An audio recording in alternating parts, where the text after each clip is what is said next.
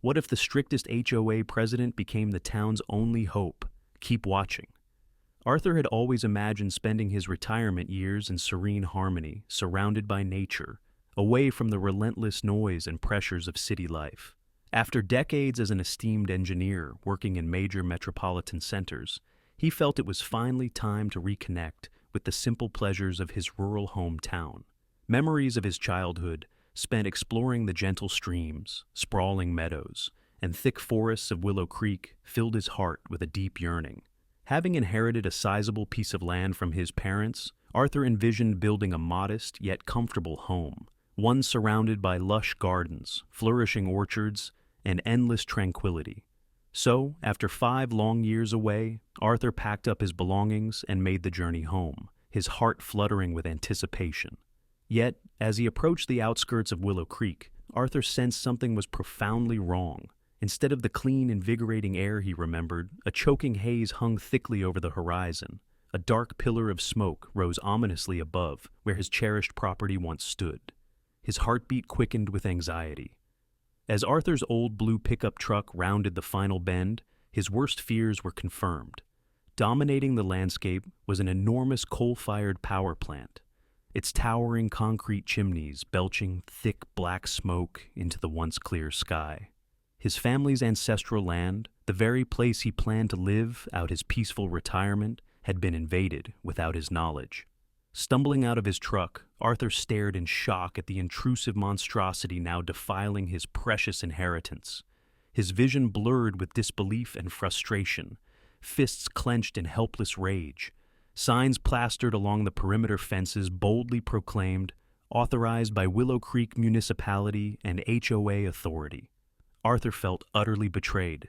Determined for answers, he rushed immediately to the town's HOA headquarters, knowing precisely who he needed to confront. Nick, the imperious HOA president notorious for abusing his power. Arthur's arrival at the HOA offices startled the secretary, who hurriedly ushered him into the meeting room, where Nick sat, smugly waiting. Inside the lavishly decorated HOA office, Nick reclined arrogantly behind a massive oak desk, an expression of disdain etched into his cold features. Standing quietly by the side was Karen, the HOA vice president. Karen's usually assertive demeanor seemed oddly subdued, eyes darting anxiously between Nick and Arthur.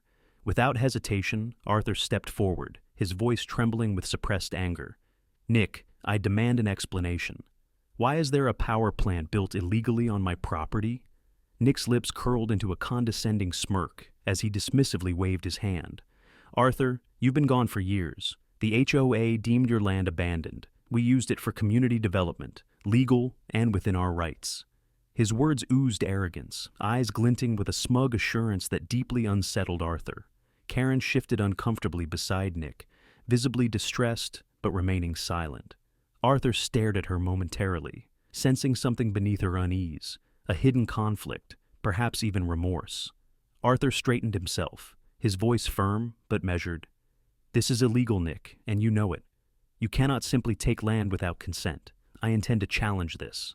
Nick chuckled coldly, leaning forward menacingly. "Try as you might, Arthur.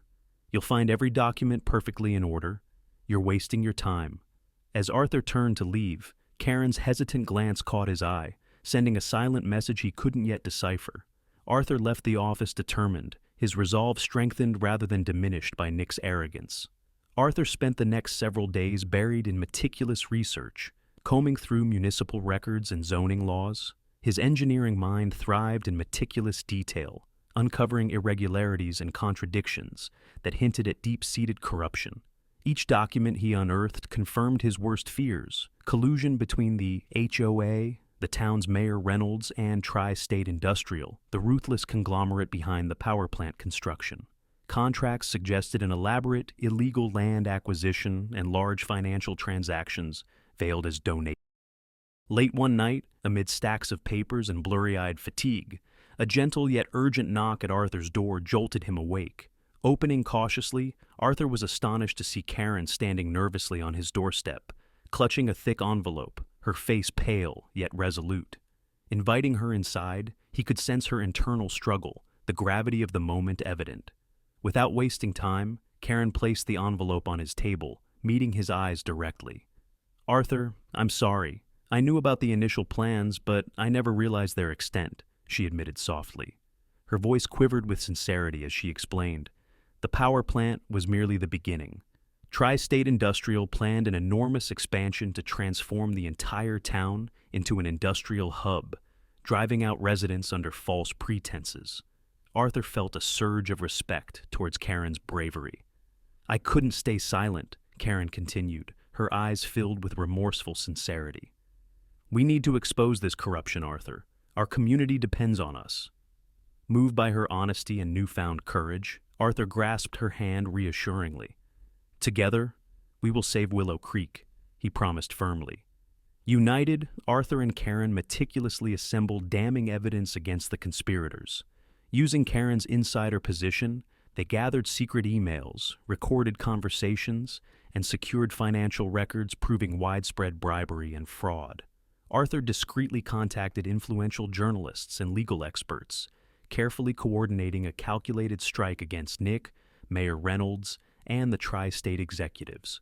The townspeople, unknowingly living under a shadow of deceit, began to sense a brewing storm as rumors whispered throughout Willow Creek. As the official opening ceremony for the plant approached, Arthur and Karen prepared diligently for the climactic revelation. On the day of the inauguration, the entire town gathered at the plant site, Mayor Reynolds and Nick basking confidently before an enormous audience. Just as Mayor Reynolds prepared to cut the ceremonial ribbon, Arthur and Karen boldly stepped forward, waving thick stacks of documents. "Stop! This plant stands on corruption and lies." Arthur's voice echoed powerfully, shocking the crowd into silence. Journalists scrambled to record the explosive allegations. Arthur methodically presented irrefutable evidence of bribery, illegal land appropriation, and falsified municipal documents, supported by Karen's courageous testimony. The revelations ignited outrage, demanding immediate action from authorities. Within days, the investigation intensified, drawing attention from state-level agencies. Under relentless public pressure, Mayor Reynolds, Nick, and tri-state executives faced harsh scrutiny. Legal judgments swiftly unfolded. The mayor and Nick were disgraced, removed from office, and charged with severe penalties. The scandal dominated local news, restoring hope and justice to Willow Creek's residents. The court ordered the plant's immediate closure and demolition, returning the land to its rightful owner. Tri-State Industrial was banned from further developments in the region, their ambitious schemes utterly dismantled. Karen, elevated as a hero by townspeople, was unanimously elected as the new HOA president, determined to rebuild community trust and integrity. With the town's enthusiastic support, Arthur finally began constructing his dream home. Townsfolk contributed generously, planting trees, establishing communal gardens, and fostering vibrant public spaces. Karen ensured new HOA policies safeguarded transparency and community involvement, restoring faith in local governance. Months later, Arthur sat comfortably on his porch, surrounded by blossoming gardens and fruit-laden orchards. The air, once polluted, was now crisp and revitalizing. Karen approached gently, carrying a basket of freshly picked apples from the communal orchard. Her transformation from HOA antagonist to community protector was profoundly inspiring, a testament to personal redemption. "Arthur," she began warmly, placing the basket beside him, "we've truly made a difference." He smiled genuinely, gazing across the flourishing landscape they had helped revive. Nearby, families picnicked peacefully, children laughing joyously beneath clear skies. Willow Creek was thriving again, protected fiercely by those who cherished it. Arthur felt profound satisfaction, knowing his fight wasn't merely about reclaiming land. It was about protecting community values, integrity, and trust. Together, they had transformed hardship into hope, corruption into courage, and forged an enduring legacy built upon friendship and determination. As Arthur and Karen watched their community flourish anew, they knew the greatest battles, fought with heart and honesty, yielded the most beautiful victories. Thanks for watching this incredible HOA story. Did Karen make the right choice this time? Let us know your thoughts in the comments below.